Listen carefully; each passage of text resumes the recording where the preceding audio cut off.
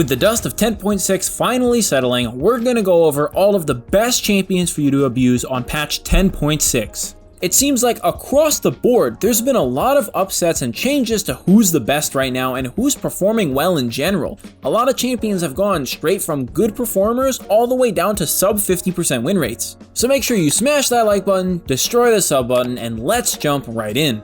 First one coming around the corner for mid lane is going to be Talon. With a lot of other mid lane champions getting nerfs recently, and a lot of buffs being targeted at the much weaker champions, Talon's able to take over a lot of lanes right now as he's just the strongest one remaining. Considering that he makes great use out of Conqueror, Triumph, Tenacity, Last Stand, Taste of Blood, and Ravenous Hunter, it's no surprise that Talon does a lot of damage and is also super hard to kill because of all the sustain and lifesteal that he gets since he does so much damage. Many of you might be questioning what's going on right now as Talon almost always takes something like Electrocute or Dark Harvest, right?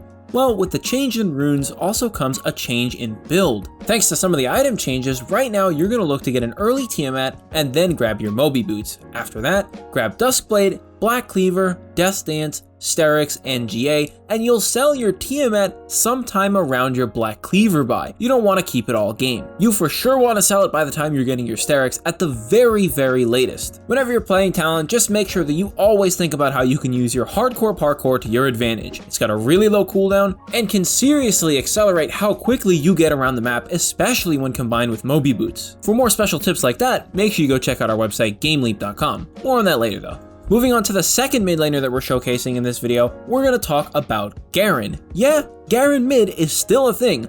Last time we covered it, it was strong, but now it's actually doing just fine, even though the nerfs were actually pretty impactful. The runes here have changed up a little bit, and I looked really deep into this, and honestly, it still doesn't make sense to me. But Garen's best performing runes are Conqueror, Triumph, Tenacity, Last Stand, Nimbus Cloak, and Celerity. Despite Resolve runes feeling really good, apparently Sorcery Secondary is outperforming it. Celerity is regarded as one of those runes that pretty much nobody should ever take, but Garen is an exception as he does get a lot of movement speed from his items and from his Q. And of course, let's not discount the fact that if you're taking a summoner spell with a relatively low cooldown, like Ignite, you will get that Nimbus Cloak movement speed pretty often. For Garen's items though, even though Riot tried to buff the Bruiser style of Garen, you're mostly building damage here. Trinity, Berserker Greaves, Static Shiv are the two core items, and notice that I didn't say Phantom Dancer this time. That's because the end of the build is more Bruiser focused. Complete your build with a Deadman's, then a Sterix, and a Death's Dance. Unfortunately, the last champion for mid lane is one who's been here for quite some time and very well may not be leaving for a very long time. Diana has been strong for literally 7 patches now, with an absurd win rate, and it's not going down. Really, it's only a matter of time before Diana gets nerfed, but for as long as she isn't, make sure you pick her up and start playing her. For runes, you're going to want to take Conqueror, Triumph, Alacrity, Coup de Grace, Taste of Blood, and Ravenous Hunter. Nothing really new there, and if you're in a particularly bad lane, then feel free to flex into Resolve rather than Domination, and take Shield Bash and Second Wind. For items, things have come full circle in a weird sort of way. Right now, Rod of Ages into Sorks, into Nashers, Zanyas, Rabadons, and Void Staff is what's performing best right now. This build gives you a lot of health and mana to rely on, and because you're going the Rod of Ages, you might notice that you aren't taking Presence of Mind anymore as you did in previous patches when you weren't buying any mana items. It's a pretty well balanced build and has a lot to offer, as well as spectacular DPS with health to back it up to give you even more time to do your damage. Before I forget, since everybody's stocked up with enough toilet paper, milk, and bread to last for the next 3,889 days, make sure you go check out our website, GameLeap.com, because we have a literal 50% discount right now. 50% off, and you still get all of our guides, everything from our basics all the way down to our champion-specific guides and every single thing in between. So make sure you take advantage and sign up right now at the link below. Jump on up to top lane, all the way across, or I guess halfway across the map, we are looking at the Chimp Champ, otherwise known as Wukong, as he recently got his rework and has been dominating a lot of positions right now. He is best performing in the top lane though, and that's why we're placing him here. Honestly, Riot did a really great job with landing Wukong on the patch here, and if anything, he's pretty overtuned and is gonna need some nerfs. They actually already hotfix nerfed him, and he might need some more. For runes, you're going to want to take Conqueror, Triumph, Alacrity, Coup de Grace, Sudden Impact, and Ravenous Hunter. Wukong makes great use of these runes all around pretty much all the time. You have multiple ways to proc your Sudden Impact. Ravenous Hunter is great as you're mainly reliant on ability damage, and all the other runes are great for fighters. As far as the item build goes, you want to make sure that you pick up Triforce first. After that, make sure you get Tabby or Merc Treads depending on the enemy team, and of course after that, Death Stance is an amazing item. Cooldown reduction, resists, lifesteal, the bleed effect are all amazing for you. Then from there, increase the efficiency of all your healing, whether it be from Ravenous Hunter, Conqueror, or your Death Stance with a Spirit Visage, and then grab your last two items, Sterix and GA, to give yourself more opportunities to come back in a fight. With this setup, you're well on your way to taking all the chump change from all the chimps that are all trying to be the king of the jungle. Second top laner for highlight is gonna be Kled, and Kled's definitely been good lately, but maybe not a champion deserving of such a big spotlight. But now, with some of the item changes from the last patch, Kled is really starting to shine through, even if he is a bit of a late bloomer in that sense. You'll know what I mean once we get to the item build, but as far as runes go, you're going to want to take Conqueror, Triumph, Alacrity, Last Stand, and then Absolute Focus and Gathering Storm. These runes all scale really well, and Absolute Focus comes online pretty much anytime you remount onto Skarl. And of course, when you get those really sick cross-map ultimates where you have a massive ultimate shield, then you're going to be taking advantage of that absolute focus right when you smash into your enemy's head. But let's talk about items. For the first two core items, nothing's changed. You still want to get your early Tiamat, and then a Black Cleaver and Titanic Hydra. If you feel like it's necessary to, feel free to pick up your Tabbies or Merc Treads depending on the enemy team in between those two items, usually after you build the Black Cleaver. But the third item is where things start getting spicy. Blade of the Ruined King is the new look for Kled as his third go-to item. The amount of movement speed steal allows him to catch up to people who really want to run away and can allow him to save his E to gap close after his enemies do maybe a flash or a mobility spell. It functions similarly to the Blade of the Ruined King Irelia approach, or the Renekton Blade of the Ruined King approach, where you use the Blade of the Ruined King right away to force your opponents to move, and then you can react to them without having to worry about burning mobility to get on top of them in the first place. After that, make sure you pick up a Death Stance, as a lot of champions are really enjoying the changes to the item, and then round it all out with Asterix to give yourself some more potential shielding. Maokai is going to be the last champion that we go over for top lane, and for runes on Maokai, you're going to want to take Grasp, Demolish, Conditioning, Overgrowth, Mana Flow, and Transcendence. These runes mostly focus on giving you a sort of scaling approach, as because Maokai's pretty good in lane, you're not really going to need Aftershock to survive, and after that, you'll be plenty tanky with all the healing from your passive. And of course, the Grasp and the Overgrowth are going to combo nicely to give you even more maximum health. Maokai's definitely been more of a sleeper pick. He's not picked as much, but his win rate is still really impressive. For the items on Maokai, you want to go Sunfire, Tabby or Merc Treads depending on the enemy team, then a Spirit Visage, Stone Plate, followed by a Thornmail or Adaptive Helm, whichever resist you need more of, make sure you grab it, and then round it all out with a Warmogs. Maokai is a very solid top laner. He's got good engage, decent damage, a fair amount of mobility, and ways to dodge damage. Oh yeah, and don't forget, his saplings are one of the most annoying things in the game to deal with, especially later on. If you throw one in like Pixel Brush on cooldown, what's the enemy team going to do about it? The support's going to look at the top laner like, I don't know, what do you want to do? That thing hurts. And the top laner's going to look at the support and go, I don't know, what do you want to do? That thing does like 10% of my max health. And the support's going to look back and say, I don't know, what do you want to do? And then they just sit there and can't do anything forever. But now let's talk about my favorite friends, the Bush Boys. The jungler to beat right now is Shaco, specifically AP Shaco. There were some Shaco nerfs, and despite that, Shaco is still doing well in both the AP and AD versions, although you could definitely see that the AD Shaco version is definitely performing a bit less well now.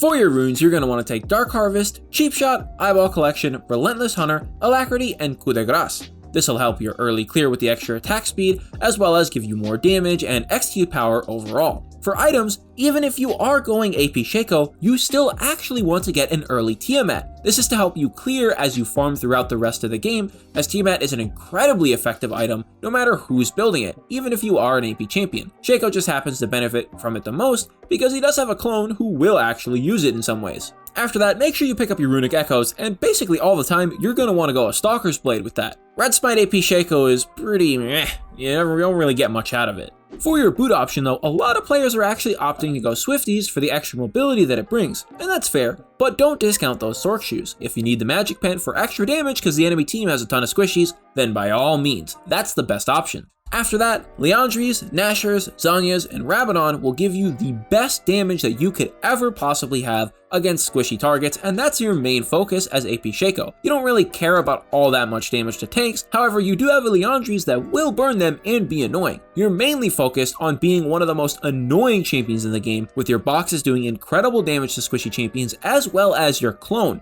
Not to mention the Liandry's will obviously help you with your natural weakness towards the tanky champions, however, don't forget that Shaco is best when he has some time to prepare. Even just getting 2 boxes down can be a game changer. The runner-up to Shaco is gonna be NUNU, and NUNU's not been a bad champion by any means for the past couple patches, but right now with other junglers getting nerfed and meta changes happening all over the place, NUNU is coming out on top here. For runes, make sure you grab Aftershock, Font of Life, Conditioning, and Revitalize with Cheap Shot and Ravenous Hunter. Specifically, the Revitalize and Ravenous Hunter make you so stupidly impossible to kill. Anytime you Q a champion when you're under 40% health, you just heal for more health than you ever should be able to. And if you're really focused on only healing, doing it to a minion is even better and will heal you even more. For items, make sure you grab Cinderhulk, and pretty much all the time you're always going to take Stalker's Blade. It's just so good on NUNU, being able to steal movement speed and be even more irritating. After that, pick up Tabby or Murktreads depending on the enemy team, and then follow that up with a Deadman's, Spirit Visage, Stone Plate, and a Warmogs. This will leave you pretty much the last man standing in any team fight you take. It's pretty hard to kill a NUNU who can heal for 800 health every time he Qs when he has 8,000 health at the start of a fight. Yeah, it's kind of hard to overcome. Lastly, for jungle, let's talk about Trundle. Specifically because of champions like NUNU existing in the jungle, Trundle is still very strong right now. Going Conqueror, Triumph, Alacrity, Last Stand, Conditioning, and Revitalize gives you what you need to be able to go toe-to-toe with some tanks thanks to how your ultimate works. Stealing health and resistances is very powerful and will make you tankier while also making your opponent weaker, and this allows Trundle to build not as directly tanky early on, while still being similarly tanky overall. You'll notice that you're going to want to grab an early Tiamat along like a couple other champions that we went over. Beyond that, Cinderhulk is the go-to item, and then after that Murktreads or Tabbies depending on the enemy team. Follow that up with finishing your Titanic Hydra, and then finally get your first resistance item being a Spirit Visage. Then finally a Stone Plate and a Deadman's will round out the build. Jumping out of the jungle gym and into the bot lane, the first AD carry up on the list is gonna be Kog'Maw, as he's kind of the hidden OP right now. I double checked and I just triple checked before recording this sentence. Kog'Maw is one of the highest win rate AD carries across all elos. It's really only once you cross the threshold into Master that he really starts to take a hit in his win rate. This is because Kog'Maw is an incredibly effective champion at melting through tanks and destroying other squishies as he scales so incredibly well. Considering that there's really only 2 champions who can directly contest him 1v1, being Misfortune and maybe Lucian, he's gonna have a pretty good time in the bot lane right now, considering that nobody else can really stand up to his long range high DPS, especially when paired with runes like Lethal Tempo. And you're gonna wanna pair the Lethal Tempo with Triumph, Alacrity, Coup de Grace, Magical Footwear, and Biscuits. And really guys, the item build hasn't changed in a really long time, like over a year. You're still going to want to go Blade of the Ruined King into your Berserker Greaves, and then get a Rage Blade. After that, follow it up with a Renans, and then a Wit's End and a Mercurial Scimitar to round it all out. Obviously, Kog'Maw's main weakness is the fact that he has no mobility and is pretty weak to CC, but the QSS and the Mercurial Scimitar will obviously make up for that in the later stages of the game. As far as the execution goes though, with all these items, you're going to be incredibly hard to kill, especially against AP threats. Burst is going to be very minimal on you with the Wit's End magic resist and the Mercurial Scimitar magic resist. And of course, you will always have your Blade of the Ruined King as well as your Wit's End sustain to be able to keep you pretty healthy. Of course, if you happen to be fighting an all AD team, something like Wit's End or a Mercurial Scimitar won't really make much sense. And in that case, you'd probably want to pick up something like a Guardian's Angel instead, so make sure you're adapting your build if the enemy team doesn't have that sort of magic damage. Keep in mind that the tanks we spoke about earlier, somebody like Trundle or even NUNU, really don't stand a chance if they're trying to face tank a Kog'Maw. There's just way too much percentage magic health damage going out there for them to be able to survive. Even with a stone plate, it's still a question mark if they'd be able to get through it. Now, aside from Kog'Maw, unfortunately, the top 2 AD carries that we're going over underneath him are still Senna and Misfortune. But just in case you're not caught up to date, let's go over what they build. For Senna, you're going to want to take Glacial Augment, Magical Footwear, Biscuits, Approach Velocity, Presence of Mind, and Bloodline. You can do either Fasting Senna, where you go the support item, or do a more normal AD carry Senna build. Both are good, and obviously the fasting one is performing better, but that's not to say that the normal one is bad. Whether you start a support item or not, your build is going to end up looking like a Muramana with Swifties, Duskblade, Rapid Fire Cannon, Infinity Edge, and Edge of Night. Umbral Glaive is also an honorable mention, especially if you're playing Fasting Senna, as the onus isn't really on you that much to have so much damage, and you could focus on denying a ton of vision with that. Moving on to Misfortune, runes for her are going to be Press the Attack, Overheal, Bloodline, Coup de Grace, Nimbus Cloak, and Gathering Storm. This allows you to scale really well, and her Press the Attack will synergize with the auto attack resets that you get from your Q, and of course the really high attack speed from your W. As far as items go, you're going to want to get an Essence Reaver first item and then an Infinity Edge before you finish your boots. It's fine to get, the boost of speed in between there, but because Misfortune's W has so much passive movement speed, you really don't have any reason to complete them. Then after you get those 2 items, grab your Berserker Greaves, and then third, a Bloodthirster. Follow that up with a Rapid Fire Cannon and end it all with a GA or a Last Whisper item if you feel like you need armor penetration. Both are really good. Alright, with the OP Sleeper Kog'Maw out of the way and the 2 ridiculously strong champions that have existed for 7 patches now out of the way as well, let's jump into support, which is actually in a really interesting place right now and has had some of the most movement it's seen in a while. The leading support here is going to be NAMI, and taking Airy, Mana Flow, Transcendence, Scorch, Bone Plating, and Revitalize is the best option on her. This allows you to scale pretty reliably through the early game, taking advantage of the extra healing from Revitalize, the mana sustain from Mana Flow, and of course the reduced damage from Bone Plating and the trades that you do take every 45 seconds to allow you to have a bit more breathing room. Remember though that Nami's damage is nothing to sneeze at, and you can really step up to some of the AD carries in the early game. Obviously for somebody like, a Lucian, probably not a good idea to go in a trade with them 1v1, but somebody else who doesn't have a ton of on-demand damage that's hard to dodge, go for it. You can totally do something like start engaging a trade by Eing yourself and auto-attacking the enemy AD carry, and then when your health drops low, heal yourself and have the wave bounce onto them to do additional damage and just make the trade in your favor, period, end of story. For items, you're going to want to go Spell Thieves and then Mobies with an Athene's, Ardent, Redemption, and Mikael's backing it up in that order. This is going to give you a lot of heal power, plenty of regeneration, and great effects like Redemption and Mikael's to keep your team either un-CC'd or healthy. The second support we're looking at is a returner. It's actually Maokai support, and the build has certainly changed a bit here. A lot of people thought that he might be a sort of flavor of the patch support, but with a little bit of tweaking, they found some pretty good reliability, and his win rate has been rising across the board. And actually, the highest effects have been felt in the higher elos, with Diamond seeing like a 2% rise in Maokai support win rate,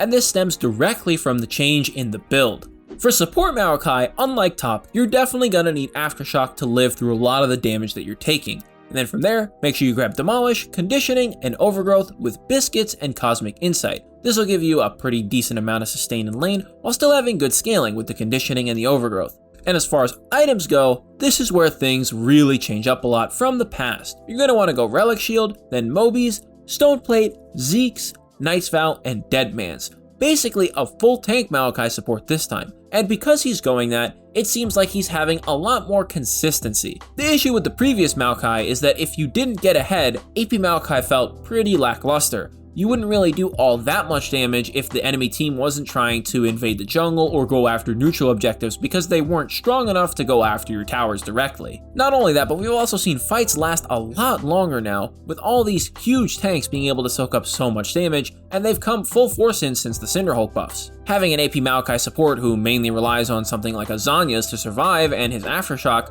really won't last long enough for a teamfight to really evolve in your favor. And finally, our last support is going to be Sona. She's been on the back burner for a long time and was pretty low win rate until Riot started buffing some of her abilities. They had a little bit of cold feet, saw some issues with Sona top, and had to dial things back, but eventually killed it with the correct nerf to the support items.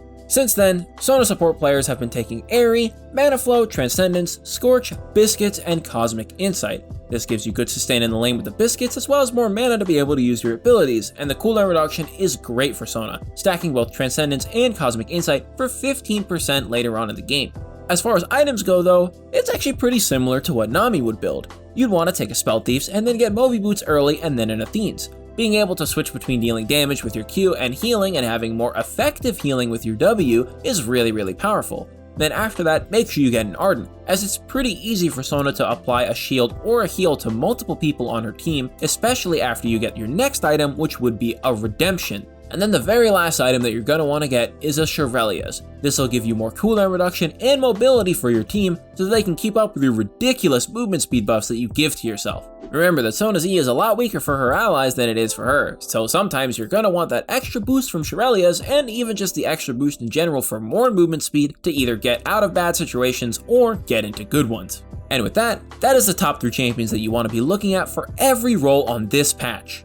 A lot of people right now are losing their mind, stocking up on food, toilet paper, and just about anything else that they could ever need to make sure that they don't have to leave their houses for the next 3,498 days. And since that's happening, right now we're running a discount on our website for 50% off. So if you need extra coaching, extra help, and want the best edge that you could ever possibly get for your games, make sure you go check out our website, GameLeap.com, right now. We have guides on just about anything that you could ever want, and we're always working with our challenger level content creators to bring you guys the best videos and edge that we possibly can. We've got micro guides, champion specific guides, macro guides, lane specific guides, just about anything. And if you happen to notice something that you think is really important that we have missed, make sure you let us know. Like I said, we're always trying to make more videos so that you guys have everything that you could possibly need. And that's exactly why you should take advantage and sign up now so that we can start helping you win your games right away. If you made it this far, thanks for watching the whole video. What do you guys think? Do you disagree with any of our picks?